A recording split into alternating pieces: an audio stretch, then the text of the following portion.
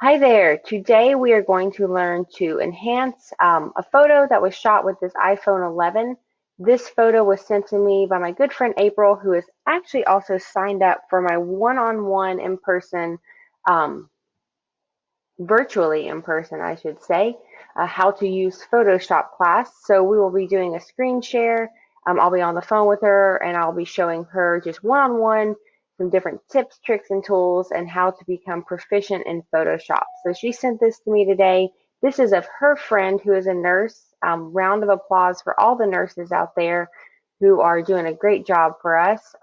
She was unable to connect her daughter who is in town with a photographer, and so she was just like, you know what, we're just going to go out and take some pictures with an iPhone, hope they turn out. So maybe she's going to use this one for a Christmas card. I don't know.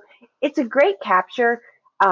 There's maybe some few things photographically I would change. She looks like she was kind of up high and shooting down. Was she on a ladder in a tree? I don't know. Maybe I would change that, but however, it's a fine photo. The dogs are looking good looking at the camera. This guy down here is a little suspicious. I like him. This one here, typical boxer, just being goofy.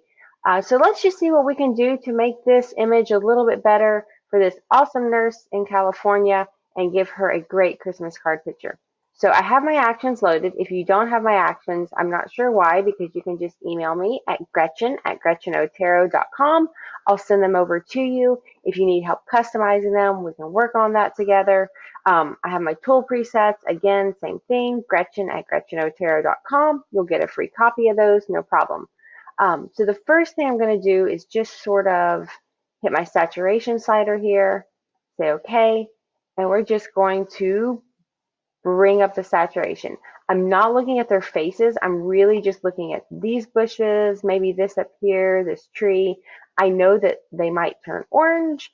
I'm okay with that because I'm not looking at skin tone. I'm just looking at the background. Their skin tone's fine. The iPhone does a great job at balancing skin tone and things like that. So I'm really just wanting to pump up the background. So this looks good. I'm going to say okay, and it's made a layer down here, so it has not affected the original image. We can turn this layer on and off, and I'm going to use my tool brush down here, select 30%, use my bracket key to make it smaller, and I just want to turn their faces back. I'm going to increase the opacity to 70 so you can see what I'm doing. I just want to turn their skin tone back to normal. We don't want orange people, and turn the dogs kind of back to their normal color. There we go. And then we can kind of see our before and after by turning on and off this layer. That looks good. This is a little bright, so I'm just brushing right there. I have a 36% brush. I could click here, use my bracket key to make it smaller. These brushes are designed to come up on an 8x10 cropped photo. This photo is a lot smaller than that because it's an iPhone capture. So that's why when you click them, they're so big and we have to use our bracket keys to resize. No big deal. So now I want to, this white space just bothers me. It's not doing anything for me, for the photo.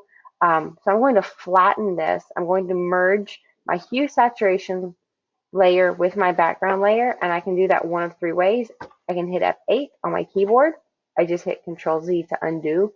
I can scroll down here in my actions and click this if I wanted to. I'm going to hit Control Z to undo. Or if you don't have my actions, then you can go to Layer, Flatten Image. Same thing, three different ways to do it. Now when I select my crop tool, if anything was up here, if this said like 8x10 by whatever, I just want to hit clear because I'm going to let Photoshop decide. And I'm just going to crop out that open space. Sure, yeah, if we needed it to be tall, we could clone that in and add it. I don't think we need it to be tall. So now, there we go. We got rid of that. Looks good. So next up, I'm just going to grab my burn tool and just add a little bit of darkness to the ground here. Maybe a little bit over there. To improve just a little bit so we can go. I went to my history states up here so I can see my before and after. I think that just looks a little more pleasing without this brightness there. And I also want to go up here in my tool, I'm sorry, in my Actions, I'm going to click my level slider, double click on this little histogram here, and I'm going to bring the brightness up a little bit, the midtones up a little bit, and then I'm going to bring the darker areas, the shadows down just a little to give it a more contrast.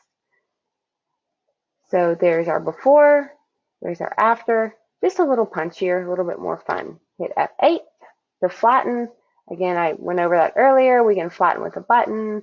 We can layer flatten. If you don't have my actions, Gretchen at GretchenOtero.com. I will send them to you. And now I just want to add a black vignette. So I'm using my tool, I'm going to go back. When I click black vignette, it automatically selects the 17% brush. I'm just going to go in and I'm clicking and holding the click. And I'm just sort of brushing out what I want to see. There we go.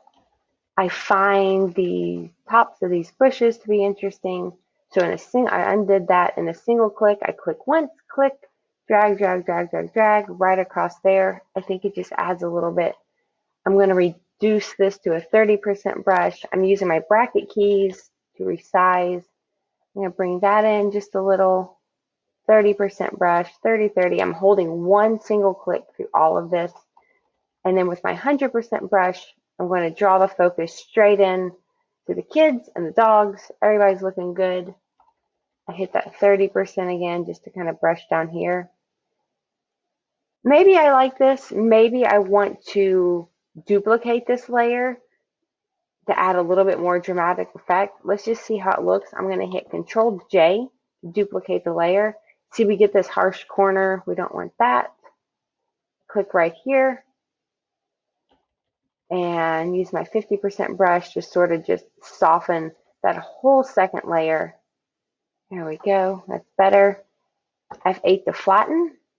And honestly, I think I'm happy with this. So I'm going to say File, Save As, Editing, After, Save, OK. And I'm going to say File, Open, Editing Before. And let's just check our before and after.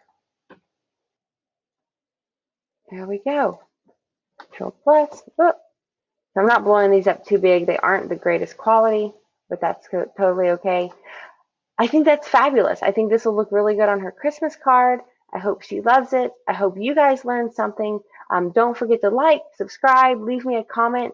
If you have something you're like, hey, I wonder how to learn to do this or how to learn to do that, send me your images. That's what April did. Gretchen at GretchenOtero.com.